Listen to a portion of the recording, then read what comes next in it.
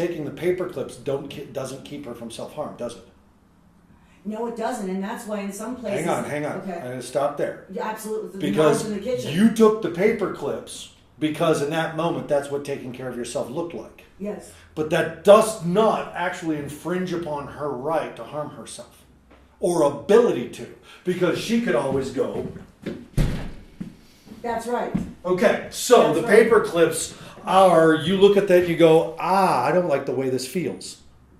Do you understand what's taking place there? Is the moment you look at something and go, I don't like the way this feels, is that you're aware of what's going on for you. And then you find balance with this. Okay, what does self-care look like in this moment? Maybe it's just going,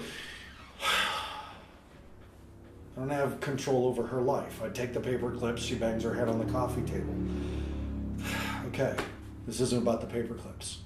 But I don't feel good about walking out of the room, leaving them there. So take them.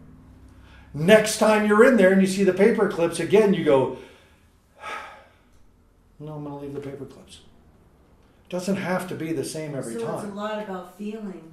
It's awareness of how you're feeling, right? You feel, really because you can only do what occurs to you in the moment. And in the moment, sitting down with Maria and saying, let's check homework, might be what self-care looks like. And in the next moment, you go, now's when I ask her to look at homework. It doesn't feel right.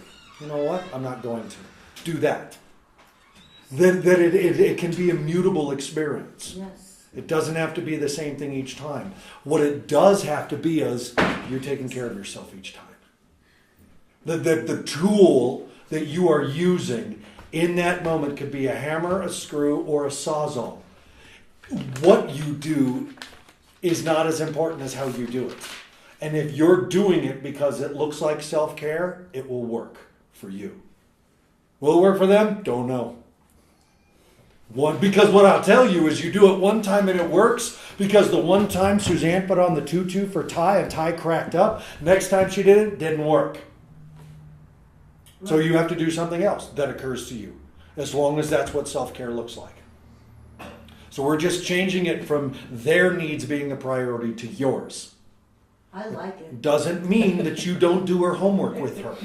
That's not what it means. It just means, is that taking care of yourself? And if it's not, don't do it. And she says, it's time for homework. And that mommy bit goes, she's asking me to do homework. I should really do it. And then that other part goes, I don't feel like it. I feel like going for a walk. Well, you've got a really enriching conversation to have in this moment. Maria, this is homework time for you.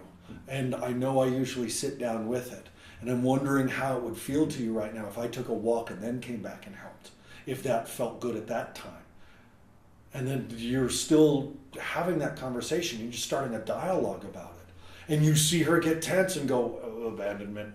Danger, Will Robinson, danger. And now we know that this isn't a willing piece, that she's not capable of separating not being around you with abandonment. And so now we have an intervention moment, because abandonment is a life-ending thing for her. To say, can we talk about the difference between me getting away and me going away for a second? Because right now I need to get away, but I'm not going away from you, my love. I'll be right back. But for a few seconds, I need to get away. And at least you're talking about it, and it's just some seeds.